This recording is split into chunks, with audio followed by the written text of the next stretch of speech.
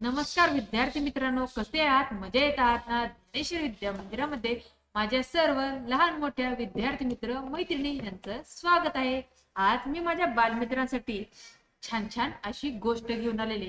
पण गोष्टीचं नाव सांगण्या अगोदर मुलांनो, तुम्ही जर आतापर्यंत आपल्या ज्ञानेश्वर विद्या मंदिराला सबस्क्राईब केलं नसेल तर लगेच सबस्क्राईब करून घ्या व सबस्क्राईब समोर जे नोटिफिकेशन आहे त्याला हिट करा, जेणेकरून आपल्या चॅनलवरती अपलोड होणारे नवनवीन व्हिडिओ तुम्हाला पाहायला मिळतील.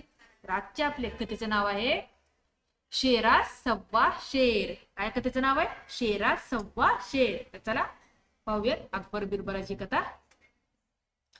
बादशाहच्या दरबारात कधी कोण येईल आणि काय करेल याबाबत काही सांगता येत नसे. एकदा असाच एक थापाड्या माणूस बादशाहच्या दरबारात आला. मुळातच तो थापाड्या असल्यामुळे खोट्या गोष्टी रंगवून सांगण्यात आणि त्या खऱ्याच आहेत असे भासवण्याची त्याच्याकडे चांगली कसब होती. त्यामुळे तो खोटं बोलतोय हे माहीत असूनही लोक त्याच्या गप्पा ऐकत असत, कारण त्या मनोरंजक असायच्या. तो गप्पोदास आपल्या थापातून बादशाहची चांगलीच करमणूक केली होती, त्यामुळे बादशाने त्याला चांगले बक्षीस दिलं. आता त्याला चांगली संधीच मिळाली. काही दिवसाच्या अंतराने तो दरबारात यायला लागला. दरबारात आला की गप्पा मारून बादशाचे मनोरंजन करायचा आणि खुश झालेल्या बादशाकडून चांगली बिदागी मिळवायचा. कहर म्हणजे तो आपल्या फालतूक थापाड्या गप्पासाठी बादशाचा आणि दरबाराचा कितीही वेळ घ्यायचा. ही गोष्ट बिरबलाला आवडली नाही. या गप्पोदासला चांगला धडा शिकवायचा असा त्यानं मनोमन निर्णय केला. बिरबलाच्या अपेक्षेप्रमाणे दरबारात अतिशय महत्वाचे काम सुरू असताना गप्पोदास आला आणि बादशाला थापा ऐकवायला लागला. बोलता बोलता तो गप्पोदास बादशाला म्हणाला, महाराज, काल संध्याकाळी जंगलातील पाणवठ्यावर मी एक अनोखा प्रकार पाहिला. एक बकरी वाघाचा कान धरून त्याला फरफटत नेत होती. बिचारा वाघ बकरीला खूपच घाबरला होता. गप्पोदासाची ही थाप ऐकताना बादशाह त्यात चांगला होता. ही संधी साधून बिरबल महाराजांना म्हणाला, जहापना, हा प्रकार तर काहीच नाही. मी काल याहून अधिक आश्चर्यकारक प्रकार पाहिला. कोणता तो? बादशाने विचारले. एक शेतकरी आपली म्हैस घेऊन पाणी पाण्यासाठी पाणवट्यावर गेला होता. बिरबल सांगू लागला, त्या पाण्यात एक मगर होती. मगर भुकेली असल्यामुळे तिने शेतकऱ्याचा पाय धरला.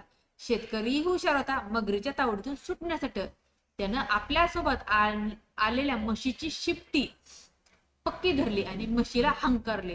त्या शेतकऱ्याला म्हैस पुढे ओढायला लागली तर पाण्यातली मगर मागे ओढायला लागली.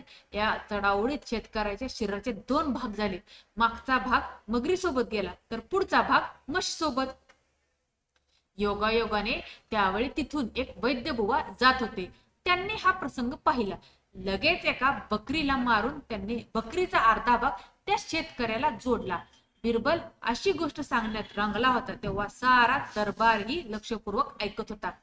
गप्पोदास मात्र केव्हाच दरबारातून गायब झाला होता. बिरबलाच्या थापापुढे आपला निभाव लागणार नाही इतके तो नक्कीच कळून चुकला होता.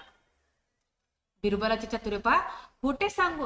खोटे रंगवून सांगणे ही एक कला असते, तरी त्याचा उपयोग मर्यादित आणि वेळ साधून केवळ गरजेपुरती करावा लागतो. हे पटवून देण्यासाठी बिरबल स्वतःच थापा मारायला सुरुवात करतो. त्याने केलेल्या या युक्तीमुळे शेवटी थापाड्याला दरबारातून पळ काढावा लागला. अशा प्रकारे शेरा सव्वा शेर, बरोबर आहे ना, त्या थापाड्याने वेगवेगळ्या कथा रंगवून बादशाला सांगितल्या, पण बिरबलाने त्याला धडा शिकवण्यासाठी वेगळीच थाप मारली त्याच्यापेक्षा आपण जबर. तर जर ही तुम्हाला कथा आवडली असेल तर कथेला जास्तीत जास्त शेअर करा. चॅनलवर नसताना चॅनलला सबस्क्राईब करा. धन्यवाद.